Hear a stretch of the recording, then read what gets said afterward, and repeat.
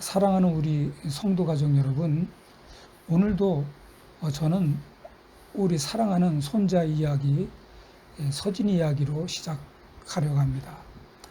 저는 우리 손자 서진이가 살면서 힘든 일 만나지 않기를 진심으로 바랍니다. 아프지도 않고 실패하지도 않고 거기다가 눈물 흘릴 일도 없이 행복하게 정말 잘 살았으면 정말 좋겠습니다. 그런데 가만히 생각해 보면 이것은 할아버지인 제 마음일 뿐입니다. 인생을 살다 보면 누구에게나 원치 않는 일이 찾아오기 때문이죠. 우리도 그렇지 않습니까? 자녀 때문에 마음 아플 때가 있고요. 건강 때문에 걱정할 때가 있고, 열심히 살아왔는데도 뜻대로 되지 않을 때가 있습니다. 그럴 때 우리는 제일 먼저 무엇을 묻습니까? 그런 일이 딱 닥쳤을 때 왜 이런 일이 생겼습니까? 누구 때문입니까? 내가 무엇을 잘못했습니까? 또 이런 질문을 하죠. 내가 무슨 죄를 지었기에 이런 일이 생겼을까? 이렇게 질문을 우리는 합니다. 그래서 오늘 설교 제목을 하나님, 저에게 왜 이런 일이 생겼습니까? 이렇게 정했습니다. 우리가 정말 힘들어서 어려울 때 울부짖으면서 하나님 왜 이런 일이 생기냐고 다급하게 물을 때 예수님은 오늘 본문에서 아주 명쾌하고 그리고 완벽하신 말씀을 주십니다. 오늘 하나님이 주시는 말씀으로 한 주간 힘있게 그리고 능력 있게 사시는 여러분이 다 되시길 축복합니다. 먼저 제자들이 예수님에게 대뜸 왜 이런 일이 생겼냐고 질문부터 합니다. 본문 2절입니다. 제가 봉독할게요.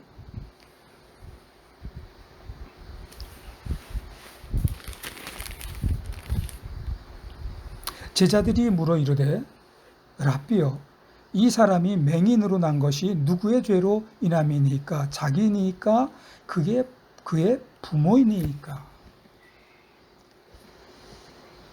제자들은 아주 논리적으로 질문한 거예요. 이게 태어나면서부터 맹인이잖아요. 그렇기 때문에 당연히 본인이 죄를 지을 수 없었겠죠. 그렇다면 부모의 죄라는 거죠.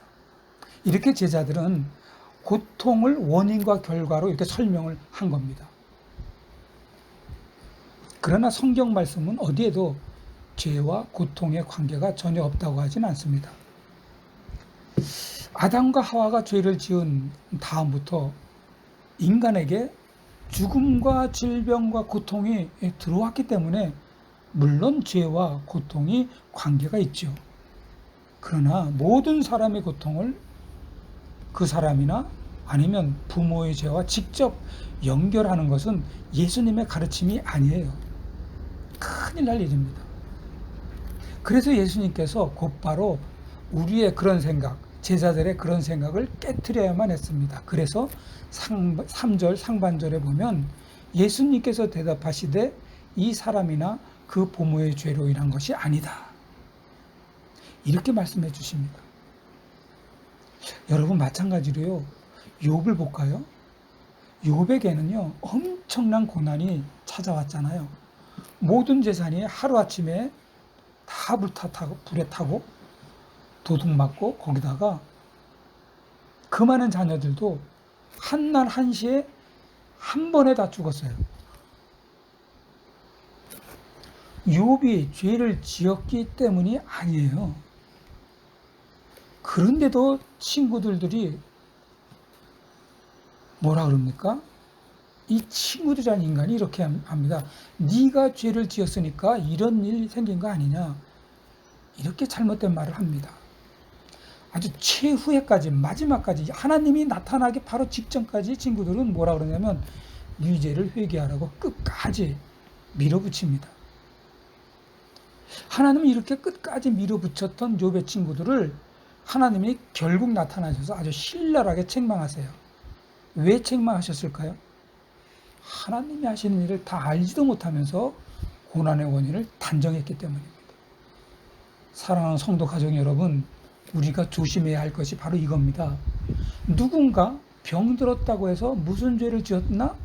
이렇게 말하면 안 됩니다.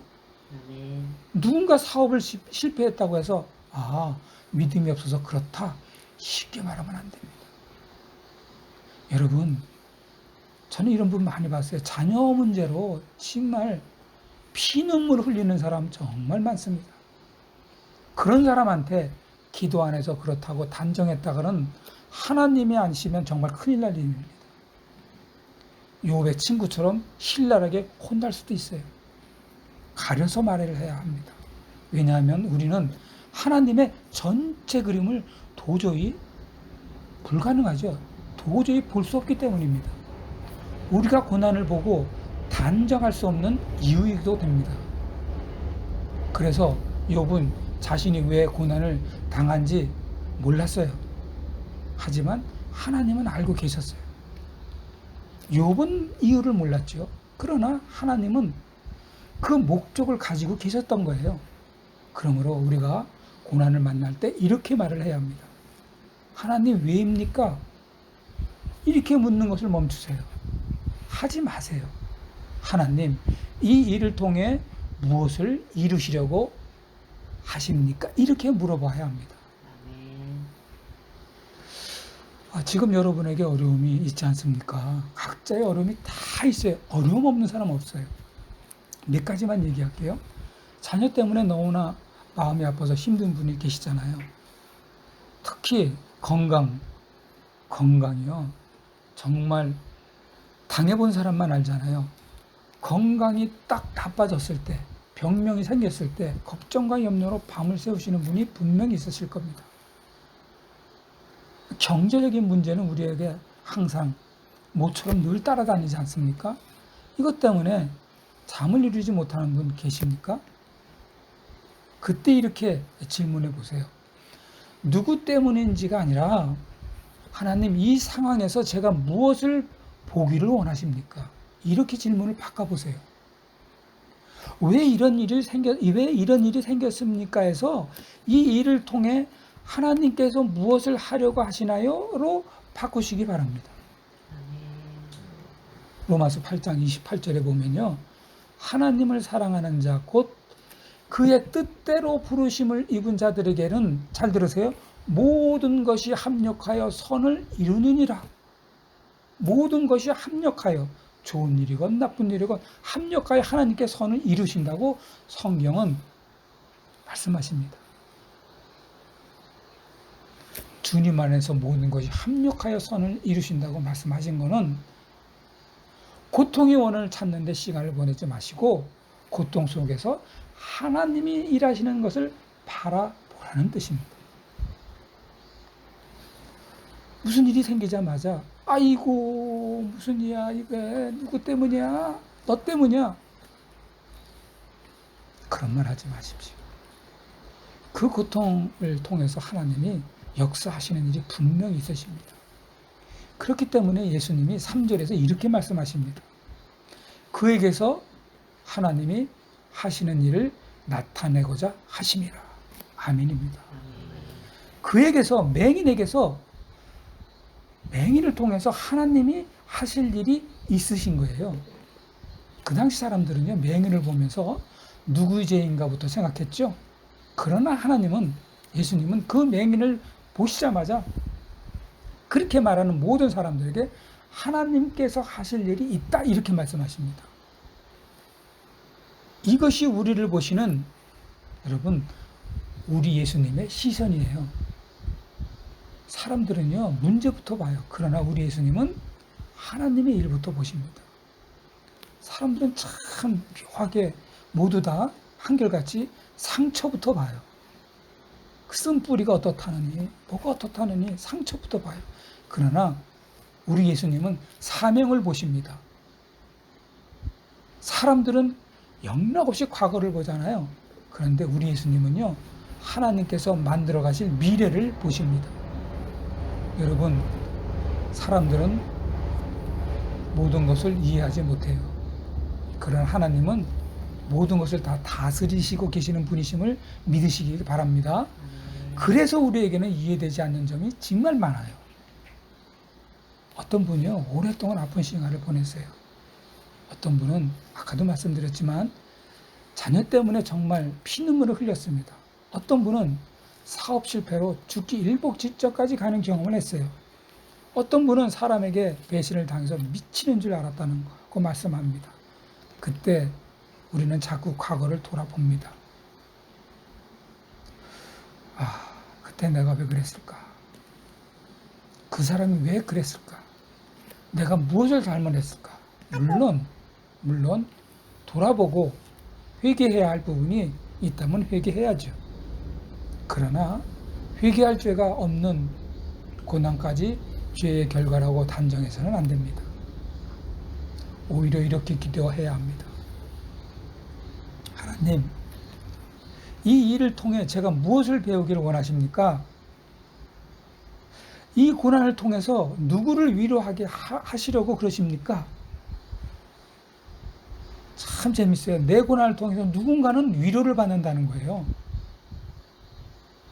그리고 이 경험을 통해서 어떤 사람에게 복이 되게 하시겠다는 거예요. 그러면 놀라운 일이 일어납니다.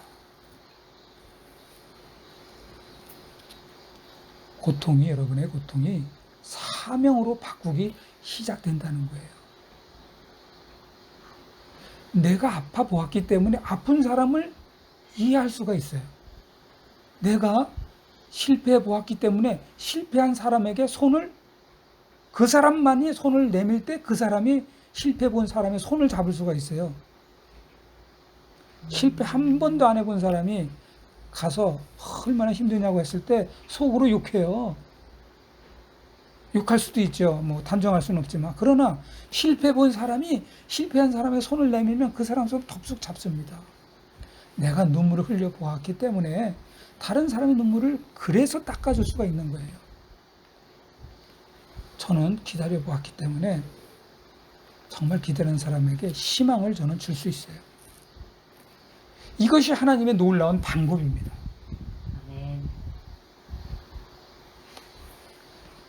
얼마나 힘드십니까? 이렇게 제가 말씀드리는 것은 그냥 인사치레가 아닙니다. 저도 그렇습니다. 그렇게 경험을 했기 때문에 이렇게 말씀드릴 수 있는 것입니다.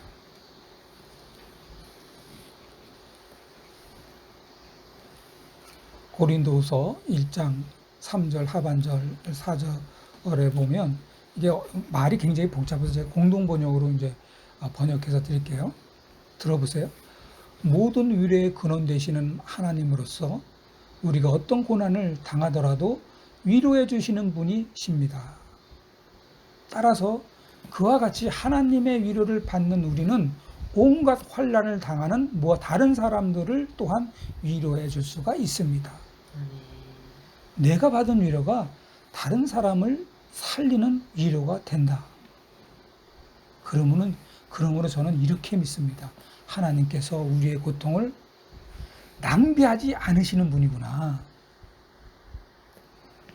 하나님은 우리의 눈물까지도 사용하시는 분이시구나.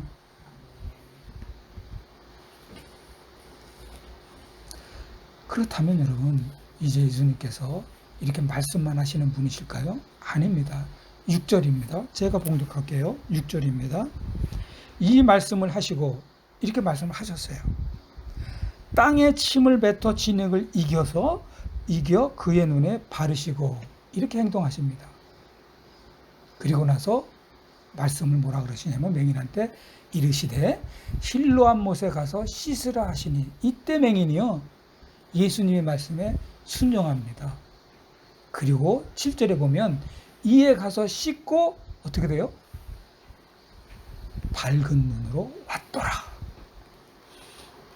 눈이 떠서 예수님한테 왔어요. 여기서 우리는 아주 중요한 사실을 발견할 수가 있는 겁니다. 뭡니까? 질문이 바뀌었더니 행동도 바뀌었다. 질문을 바꾸니까 행동도 바뀌어진다는 거예요. 누구 때문입니까만 묻고 있으면 아무것도 하지 않았다는 사실이에요.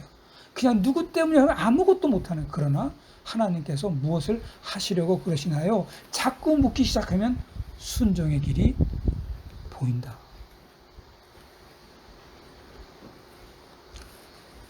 맹인은요, 예수님의 말씀을 듣고 실로암으로 갔어요.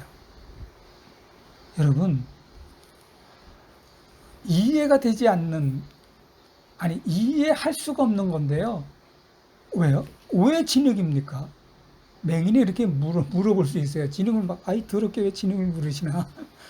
아니, 왜 하필 실로암으로 가라고 할까? 말을 못하지만 그렇게 생각했다면, 왜 씻어야 하나? 그렇게 했다면 맹인은요, 그 자리에 그대로 있었을 겁니다. 그러나 맹인은 따지지 않고 먼저 순종부터 했습니다. 그리고 나서야, 여러분, 순종하고 나서야 비로소 하나님의 일을 경험합니다.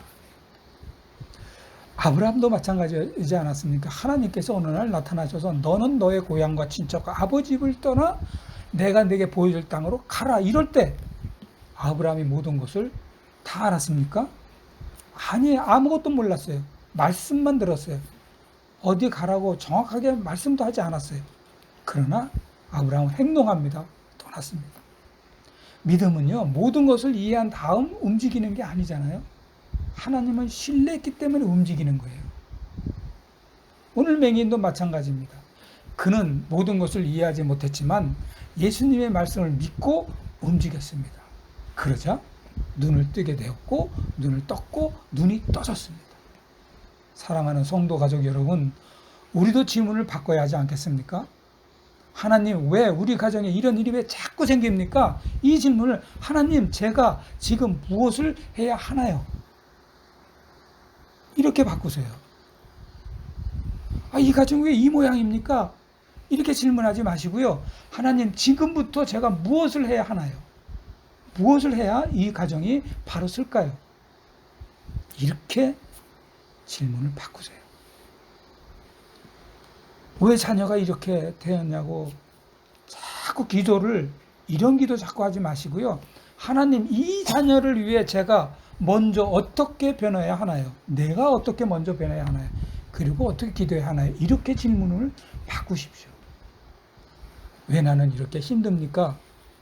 이런 질문 자꾸 하지 마시고요. 하나님, 이 힘든 시간을 통해서 제가 누구를 위로할까요? 하나님, 제가 이렇게 힘들 때 무엇을 하시려고 이렇게 하십니까? 이렇게 기도를 바꾸세요.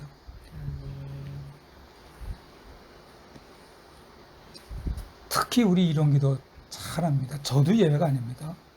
왜 하나님은 빨리 응답하지 않으십니까? 하나님, 왜 좀 빨리 좀 응답해 주세요. 고만하시기 바랍니다. 이렇게 기도하세요. 하나님, 기다리는 동안 제가 무엇을 배우기를 원하십니까? 이런 기도하시기를 바랍니다. 이렇게 질문이 바뀌면 우리의 행동이 그때부터 완전히 달라지고요. 행동이 바뀝니다. 기도하게 되고, 말씀을 붙들게 되고, 용서하게 되고, 사랑하게 되고, 전도하게 되고, 더 상대방을 섬기게 되고, 그리고 어느 날 세월이 지나고 뒤돌아보면 하나님께서 그때부터 일하시고 계셨구나. 언제부터요? 질문을 바꿀 때부터. 이것이 하나님의 역사입니다. 사람들이 내 인생의 고통을 보면서 왜 저런 일이 생겼을까? 이렇게 물을 때 하나님께서는 그 고통을 통해서 내가 네 고통을 통해 무엇을 할 것인지를 봐라. 이렇게 말씀하시고 지금도 계십니다. 그러므로 성도 가족 여러분, 오늘부터 우리의 질문을 바꿉시다. 누구의 죄입니까? 해서 하나님, 이 일을 통해 무엇을 하시려고 합니까?로 바꾸시기 바랍니다. 그래서 이 질문이 우리의 고통을 바라보는 눈을 바꾸고 우리의 삶이 하나님의 손으로 쓰여지는 살아있는 거룩한 책이 되는 믿음의 성도 가족들이 다 되시기를 주님의 이름으로 축원합니다. 다 같이 기도하겠습니다. 아버지 하나님, 고난을 만날 때마다 왜입니까? 누구 때문입니까? 이렇게 묻는 모습이 우리의 모습입니다. 이제는 우리의 질문을 바꾸게 하여 주시옵소서. 하나님, 이 일을 통해 무엇을 하시려고 합니까?